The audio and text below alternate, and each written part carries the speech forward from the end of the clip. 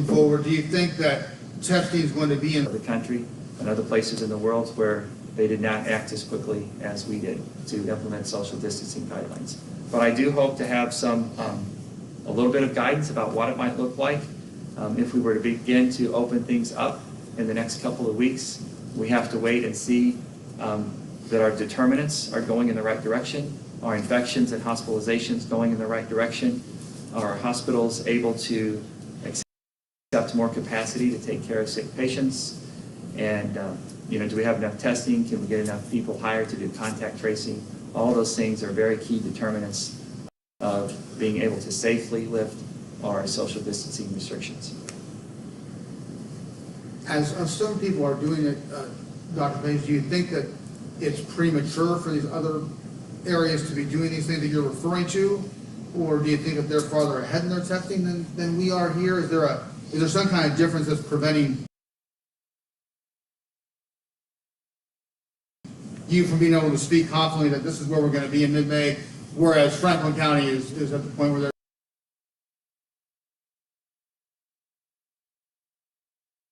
saying we think we can move forward with some arenas here? Well, Franklin County is very different than St. Louis County. St. Louis County has over a third of the infections in the state of Missouri. We were hit very hard. We're much more densely populated than Franklin County. I'm not familiar with all of the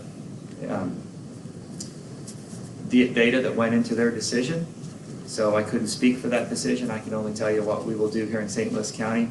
I will be talking to the other regional leaders, to the health systems, to our public health experts, to doctors and other professionals to help us make the decision about what the right path forward is, what kind of social distancing requirements would be safe, and when we can implement those. Can you give any more information at this point on the bid that you were talking about that will be released on later? Anything else, the size, the quantity, anything like that? Is that all contingent upon next Tuesday's vote? We're going to, we certainly have been given by first round adoption of that appropriation last week.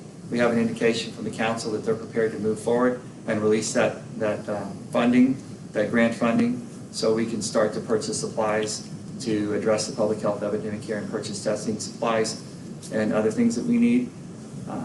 The bid that we're opening today has no quantity limit on it, so people can offer as much supplies as they have access to. We hope to have multiple vendors and not be dependent on one vendor. We've learned that along the way. We have still been able to purchase some testing supplies through our existing relationships, but it's not enough and it's not what we need in our community. We need to have much more access to testing supplies, both serology testing to test the level of the infection, the people who've had this infection in our community, but also the acute infection. Dr. Last night, one of our colleagues had a report on some stores that are open and parks not being open. Like, for example, Dr. John's is open in Fenton, and we also have some liquor stores that are open, and yet county parks are not. I know you spoke this earlier this week where you were looking at a plan to try and move forward with county parks. Where does that stand, and how do you square essential versus parks being closed with these places open? Well, it all comes back to crowding. There's a legal definition of essential businesses, and our county legal department has worked through that with a lot of people. That it's very tough for some businesses who aren't considered essential. And even our essential business has been tremendously impacted because people aren't out and they aren't shopping. But the parks was complicated because we certainly were crowded, especially when the state closed some of their parks. And that was very difficult and very concerning. But we have been looking at our plans to limit crowding in our parks, to limit our trails to one-way traffic, and we're reviewing those, and I hope in the next week or so we can have an announcement about when we could open our parks and what that would look like. But we do have to understand that this virus is deadly, and crowding, whether inside or outside, causes the virus to spread. We know that the virus can spread on equipment, and we have to be very sensitive to that. But we do believe that we will have a plan that will allow us to safely use our parks, and we hope to have that announcement in the next week or so. When we closed our parks a couple of weeks ago, I asked our Parks Director immediately to start working on this plan. I'm faced with a lot of tough decisions to make in this office. I come to work every day focused on protecting the health and welfare of the residents of St. Louis County, and we do have to make some very tough decisions to find that right balance between getting people out, getting our economy open, but protecting the health with the guidance of our doctors and public health experts.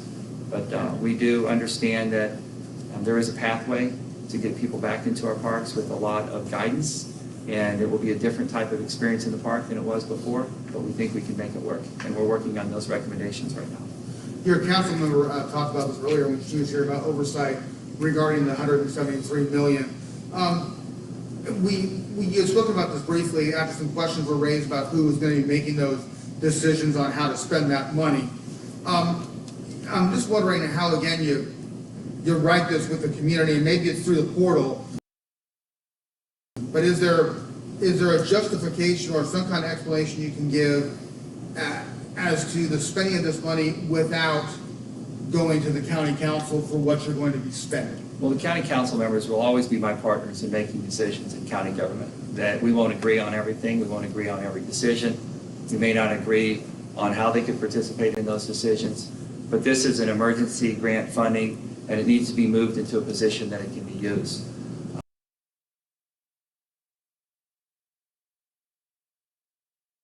But I hope to continue to receive constructive input from all the council members on the best way to take care of our residents, to address the public health crisis, the humanitarian crisis, and the economic crisis. I will be talking to other elected officials in the county as well, other municipal leaders, other leaders of nonprofits, business groups. A lot of people will have input on how we can best put this money to work in our community to save lives and to get our economy up and going again. The disagreement with the council is about process. It's not about how they're involved or whether or not they will be involved. One of the challenges of any elected official is to accept criticism when people don't agree with you, and in an election year recognize that there will be a partisan chatter always in the background, and sometimes that partisanship gets so loud that it's hard to find a path through it, but we're going to work our way through it. And I'm going to stay focused on protecting the health and welfare of the residents of St. Louis County and not be distracted by that. I will always be interested in everyone's opinion and whoever they are, and especially our council members. Yes? So last Monday, Spring Schmidt outlined an at-home program, like part of your $7 million plan. Can you talk about why you think it's necessary to provide support to people who are maybe sick at home? Yeah, well, we know that most people who have COVID-19 can quarantine at home and do so safely and recover safely. Less, 15% or so need to be hospitalized. And so we want to make sure people can be safe at home. Do they have the ability to quarantine at home? The requirements for a quarantine are to have a separate bathroom and a separate room to stay in. So we want to make sure that they can quarantine at home without infecting anyone else in their household, because we know that 70 or 80% of the transmission of COVID-19 is within a household.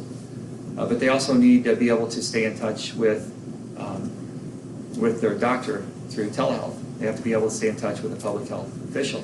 So there may be some cases where someone needs to borrow a low-cost tablet if they don't have access to a phone, so they can have telemedicine services.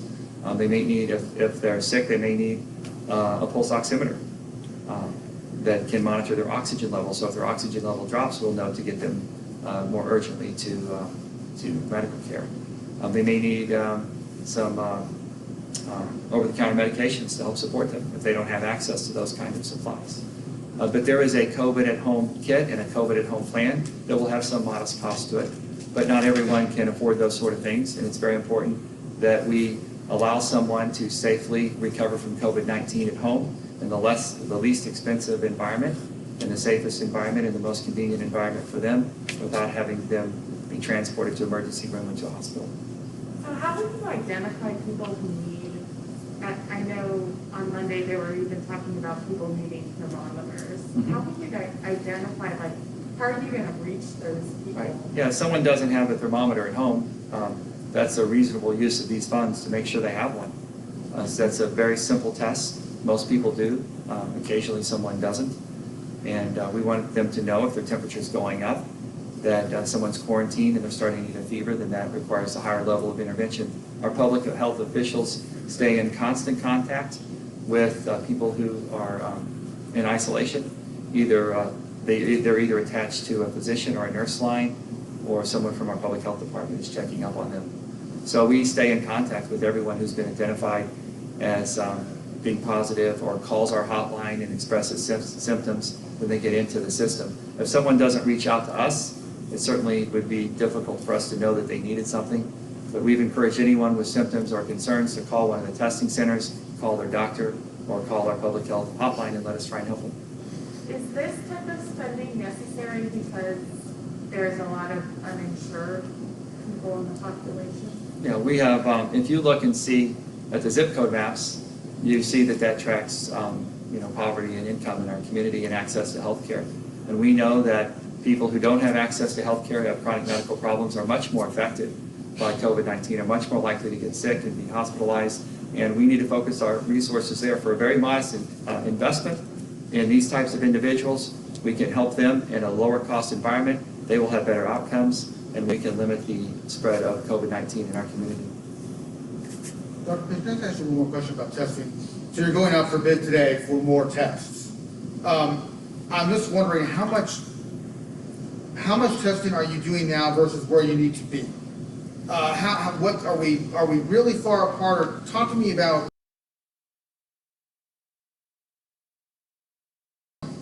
where we are now, how much you're doing now versus where you think we need to go. Well, and have people know within a few hours whether or not they're positive, so they can either go on with their day and go back to work, or they can be isolated, and we can move very quickly through hopefully 100 plus of our volunteers and employees to chase down their contacts and get those contacts quarantined and limit the spread of this virus in our community. But we need thousands of tests. We need tens of thousands of tests in our community. We need to be able to test for the presence of COVID-19 antibodies in patients, like New York did a couple of days ago. They announced that they did some random samples in their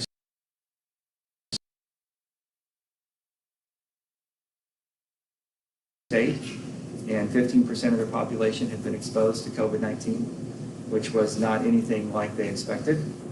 And we know that there will be a lot of people in our community who've had COVID-19 infection and who were never symptomatic. And we need to know what that is and what that looks like. It helps us understand the presence of the virus in our community, and helps us, it fits into our decisions about social distancing and restrictions on activity. We also need to be able to test people who are acutely symptomatic.